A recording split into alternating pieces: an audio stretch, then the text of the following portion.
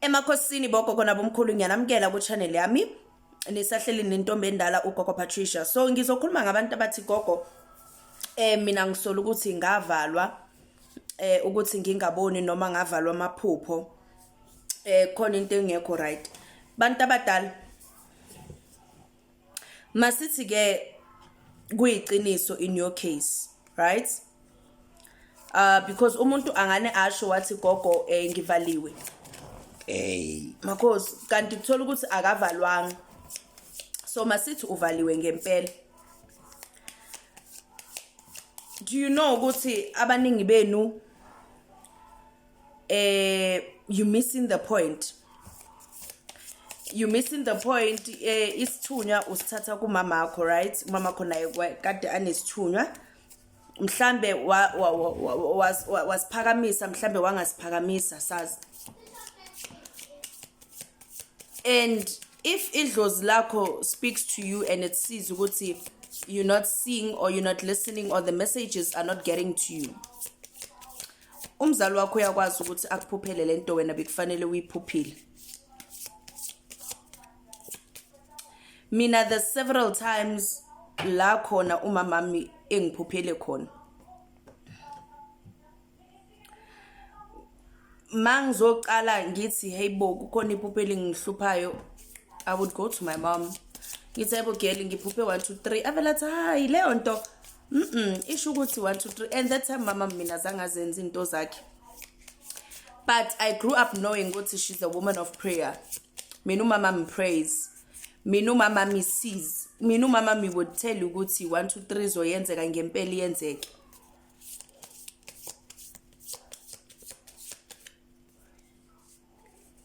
Angiphupha ngelinye ilanga uthi kimi ngikubona wena umeno omkhulu othize. Uyamusha umkhulu wakhona.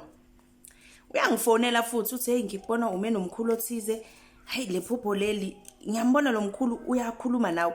Wena uconcentrated lokuthi yebo mkhulu yebo. Kodwa angimuzwa lo mkhulu uthini. Kodwa wena ngiyakuzwa mawuloku umphendula. How? Okay. Njengoba usho njalo nami ngivuke ngalelo phupho exactly, but okwami ukuthi umkhulu wayethi 1 2 3 4 5 enesiphupho umkhulu ofanayo. Yathi ngelinye ilanga ngiphupha bathi bacela umsebenzi umkhulu athi ngimenzele umsebenzi wotshwala. Not umsebenzi per se kodwa wayengicele utshwala obuthize ukuthi ngenze iladi ngabo. And ingane yami yomfana who was 4 by the 4 or was 3 by the time. Waloga gijima emaphasitshini. Athi mama black label. Sebo lengane athi black label. Kibatla black label. Wena ngivuka nephupho umkhulu ngicela iblack label wena uzumemezana neblack label. And I know myself ukuthi mina mangilele angikhulumi, so and as angilali naye. That's the funny part. Never mind ukuthi angikhulumi, asilali nje, angilali nengane. Makaqeda wahleka wabheke ebondeni ephasitshini. Wathi mami there's my snaky friend. Snaky friend, what are you talking about? What's yeah, my snaky friend? Hayibo lengane seyiphupha inyoka. And kushuthi le inyoka azimthusi ziza zimbonisa uthando. Kushuthi lo sekaphupha abantu abadala amncane kanje.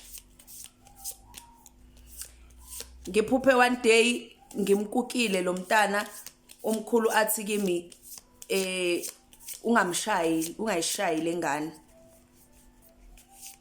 Futhi ungayithethisi. Ngoba kwesinye isikhathi uzothi uyayithethisa kanti uthethisa thina amakhehle sihleli phezulu lengane. Ngavuka ngithuke ngithi ayibo. What makes me say this video, ingane yami yentombazane ubuka icard ibox lama tarot. Ubuka ibox lama tarot. Nangumntana angikhomba amakhadi angiinterpretela wona. Phinda futhi ayiphindi ngani. Ngithi how do you know wazelaphi? Athi angazi. So I had to quickly come back into my mind. Ingane yami intombazane manje, she's 3 manje. I had to quickly come back to my mind and be like, ngiyabonga uNkulunkulu nedlozi lakho likhule. Kushuthi beka profita mina ke. Ingelosi yakho ikhule. Ikhule, ngiyakukhulisa mina. Ikhule. So akenzeki ukuthi uvaleke bese kungabi nomuntu okubonelayo noma emndenini. Idlozi malifuna into lizoyenza indlela yokuthi liyithole.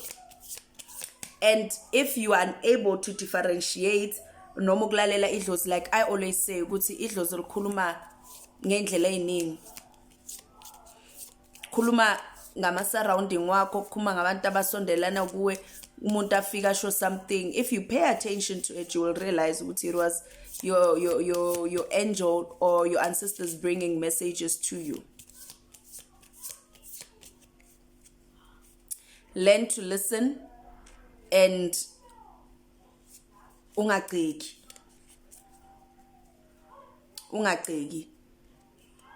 Abantu abadala bayakhuluma.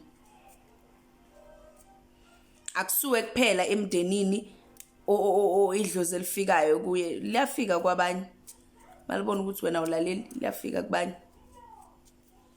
Likhuluma. Mangabe uvaliwe uvalo makhelwane ovalo lizo umlayezo makufanele ufike uzofika idlozi lizoyenza indlela.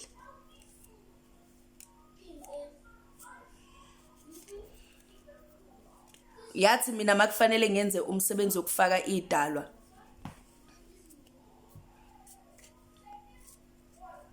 cause ngangumKristo serious. So makufika leso sigaba, I was so confused, I did not know what to do. And I remember umamhloniphile wasesontweni kwakuyena athi no enza 1 2 3 4 5 idalwa sifakwa kanjena nakanje. Okay, ngangibhale iphepha step by step ukuthi kufanele ngibhale ngiyenzeni. But 2 days or 3 days before, 4 days, yonke into yavele yazenzakalela. People were sent to me. I remember ngangentabeni ngiyobalanda, ngahamba ngaye emanzini, kwavela umunye umkhulu out of nowhere. Ngihamba ngi1 ngiyobalanda emanzini, kwavela umunye umkhulu wathi ngithunywe ugogo wakho, njengoba uyofaka idalwa umshiyelane emuva, njengoba ungiza ngigijima la emanzini. That time usho kanjalo, mina sengithi ngene emotweni naye yena upaka imoto yafika. Ufika nonkosikazi wakhe. Uthi nje ngithunywe kuwe nje wena. Sicishe saphambana, uthi uyajika ukakamthatha ugogo umshiyelana. Yenza 1 2 3, wenze 1 2 3, ucaphele 1 2 3. I did that. Ngokutshela ukuthi lo yamsebenzi was a success, was kwakunempumelelo. Ilanga la khona masiceda ukufaka idalwa, bafika bangibonisa ukuthi we are happy, sijabulile, singenile. Iviki la khona during the week before sofaka idalwa, umama uphupha ugogo, which is umama umzalayo, uzwe ivoice yakhe ngaphandle. Kokodwa umuntu athi ayibo ngizofuna usibani umama uyamanga lutho, ayibo umama musushonile umfuna. Makathi uzwe ivoice kamama yakhe egate estradini, bathi bazofuna yena. After umsebenzi mina ngiphupha ugogo angaphakathi ahleli ecouchini. Umama yena bekamphupha ezwa athi ufuna ukungena, memeza lapha egate athi ufuna ukungena. Already even before ngiyenza umsebenzi, these people knew ukuthi ngizoyenza umsebenzi, bese basondela.